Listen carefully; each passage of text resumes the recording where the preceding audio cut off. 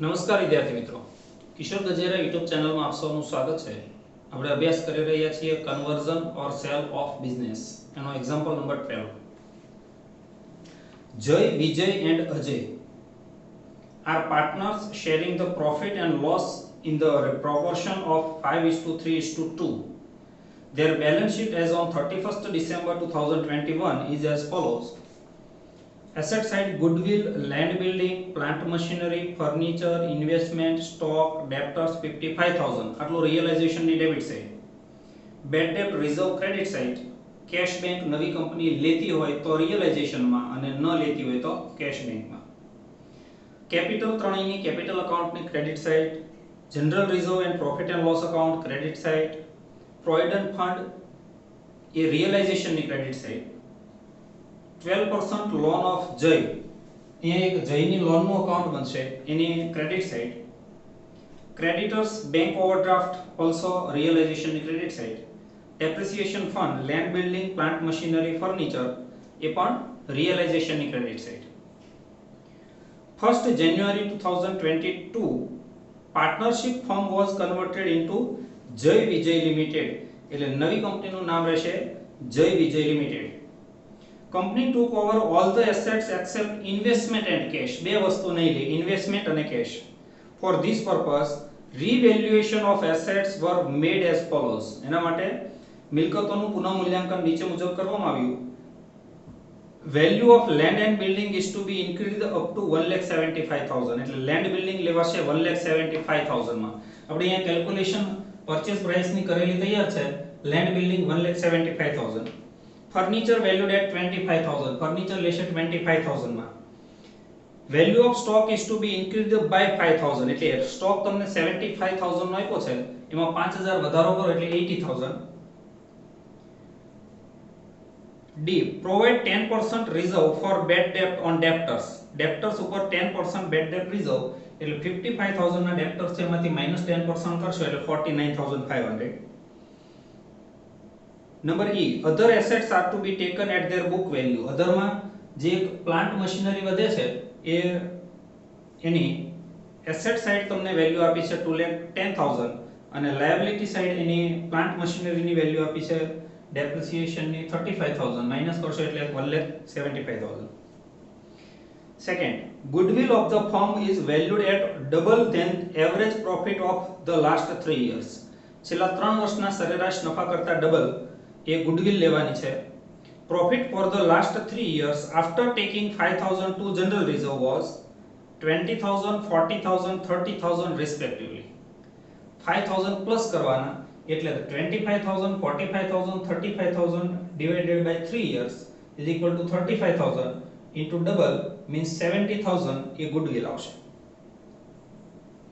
એ goodwill અહીંયા આપણે 70,000 લીધેલી છે. Number 3. Company took over all the liabilities except the loan of Jay. જયની લોન સિવાયની બધી જ લાયબિલિટી લઈ લેશે. તો અહીંયા જયની લોન સિવાય provident fund, creditors and bank overdraft આ ત્રણ વધશે એટલે 1,15,000 ની લાયબિલિટી લેશે. Number 3.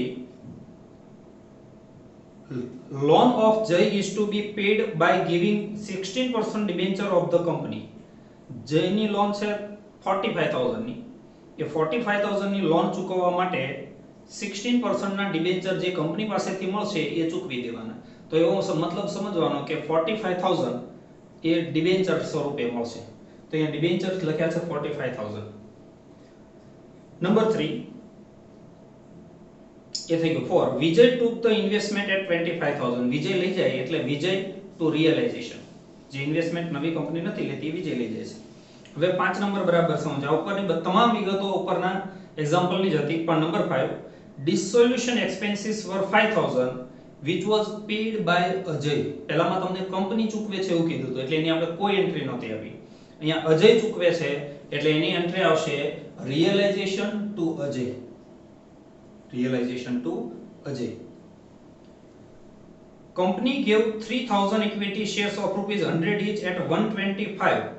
એટલે 3,000 શેર into 125 એટલે 3,75,000 ના equity share and remaining amount paid in cash બાકી વધશે 39,500 આટલી કેશ મળશે. partners distributed the shares received from the company in their profit sharing ratio. એટલે જે આ કંપની તરફથી 3,75,000 ના શેર મળે છે એ પ્રોફિટ શેરિંગ રેશિયો પ્રમાણે વહેંચી લેશે. Prepare necessary account in the books of the firm. તો અહીંયા આટલા અકાઉન્ટ બનશે. એમાં એક નવી કંપનીનું નામ રહેશે જય વિજય,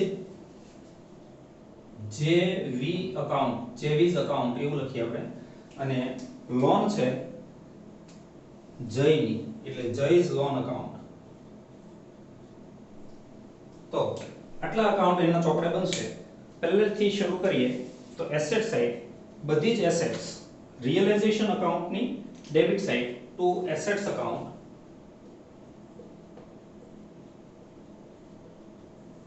એમાં અંડરલાઈન કરીને goodwill 25,000,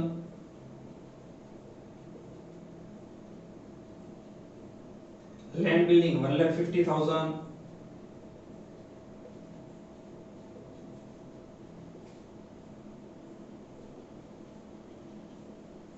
plant machinery 2,10,000,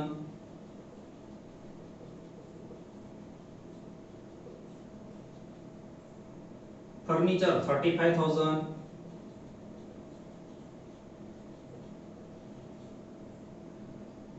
investment 30,000,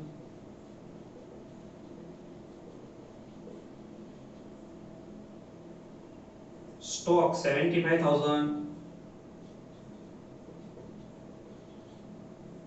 debtors 55,000, credit side by bad debt reserve 2,000, cash bank ની debit side to balance BD 17,000 અને આનું ટોટલ થાય છે 5,80,000. Liability side capital, a capital account ની credit side by balance BD 125, 95 and 90,000. General reserve credit side by general reserve 30,000 ને ફાળવીએ 532 પ્રમાણે એટલે 15,000, 9,000 and 6,000.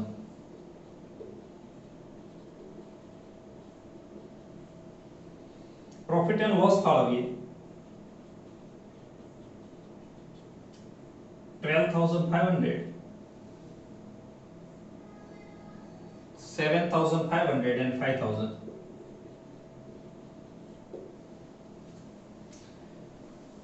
પેલા જયની લોનની ક્રેડિટ સાઇડ લખી દઈએ બાય બેલેન્સ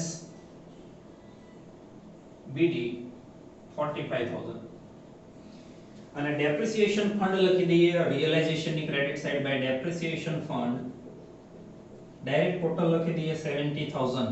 આ બંનેની હવે કોઈ એન્ટ્રી નહીં આવે, આ એસેટ સામેની જોગવાઈ છે. And by adding up a liabilities account. હવે આ ત્રણ લાયબિલિટી વધશે જે નવી કંપની લઈ જાય છે. Provident fund 40,000, creditors 50,000,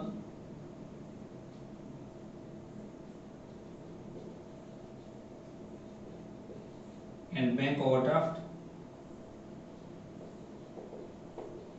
25,000. Total 1,15,000. Balance sheet પૂરું થાય એટલે પરચેઝ પ્રાઇસ ની બે એન્ટ્રી જેવી ટુ રિયલાઇઝેશન. અહીંયા લખાય છે ટુ રિયલાઇઝેશન અકાઉન્ટ.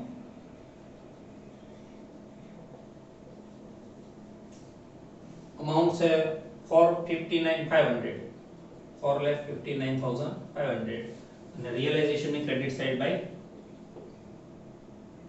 જય વિજય લિમિટેડ અકાઉન્ટ 4,59,500. બીજી એન્ટ્રી આ ત્રણેય account debit to Jay Vijay limited. Equity શેરની debit side to Jay Vijay limited account 3,75,000. ડિબેન્ચરની debit side to Jay Vijay limited account 45,000. Bank ની debit side to Jay Vijay limited account 39,500. અને ત્રણેયની બીજી એન્ટ્રી જય વિજયની credit side by equity share capital account 3,75,000 by debenture account 45,000 by cash bank account 39,500 એટલે આનું total થાય 4,59,500 આ account થઈ ક્લોઝ હવે બે એન્ટ્રી પૂરી થાય પછીનો નિયમ જે એસેટ નવી કંપની ન લેતી હોય એનો નિકાલ કરવાનો એક ઇન્વેસ્ટમેન્ટ નથી લેતી અને તમને કીધું છે 4 નંબરમાં કે વિજય took the investment 25,000 વિજય લઈ જાય એટલે વિજય ટુ રિયલાઇઝેશન ત્યાં લખાશે ટુ રિયલાઇઝેશન અકાઉન્ટ વિજયમાં 25,000 અને અહીંયા by વિજય's capital account 25,000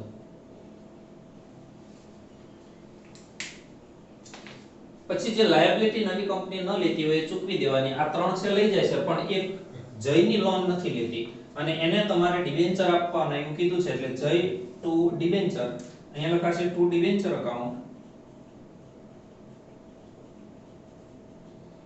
45,000 and by Jay's loan account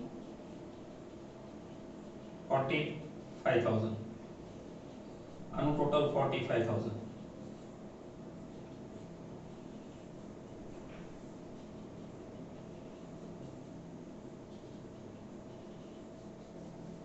આ બંને અકાઉન્ટ ક્લોઝ થઈ જાય ત્યાર પછી કોઈ ડિસોલ્યુશન એક્સપેન્સીસ હોય તો એની એન્ટ્રી આપવાની અહીંયા 5,000 છે અને અજય ચૂકવે છે એટલે રિયલાઇઝેશન ટુ અજય તો એ લખાશે to Ajay's account is capital account 5,000 and by realization account અજયની કોલમમાં 5,000 આટલું થાય પછી નવી કંપની પાસેથી મળેલા શેર ફાળવી દેવાના અહીંયા તમને એવું કીધું છે કે કંપની પાસેથી મળેલા શેર પ્રોફિટ શેરિંગ રેશિયો પ્રમાણે ફળવાશે એટલે 1,87,500 1,87,500 પછી બીજાને આવશે 1,12,500 and 75,000 આને કેવા છે ભાઈ જય's કેપિટલ અકાઉન્ટ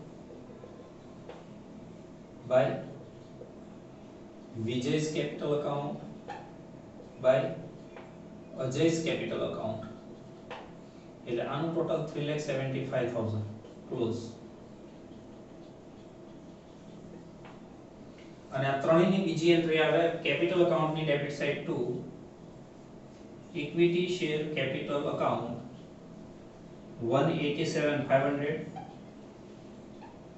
1,12,500 75,000 એટલે હવે અકાઉન્ટ બાકીના ક્લોઝ કરીએ રિયલાઇઝેશન અકાઉન્ટનું ટોટલ આવશે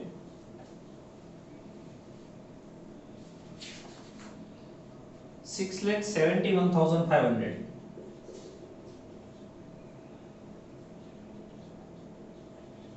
difference 86,500 to capital account into bracket profit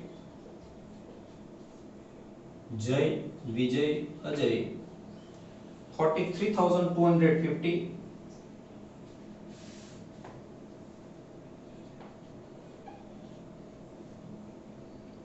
25,950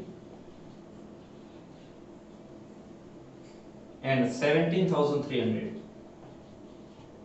અને બીજી એન્ટ્રી કેપિટલ અકાઉન્ટમાં credit side by realization account 43,250 25,950 and 17,300 હવે કેપિટલ અકાઉન્ટ ક્લોઝ કરીએ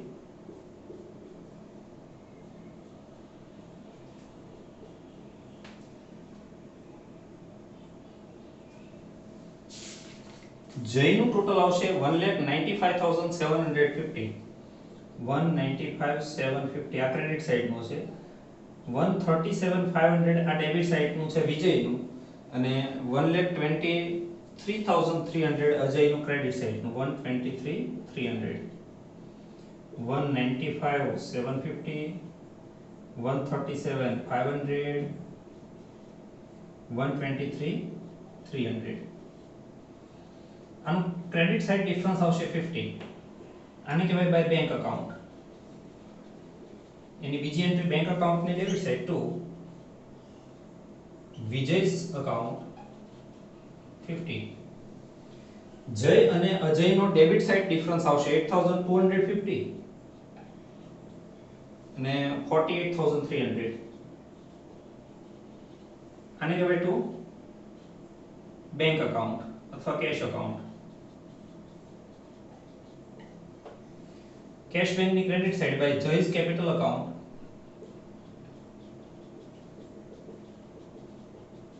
8,250 by Ajay's capital account 48,300, and final total 56,550.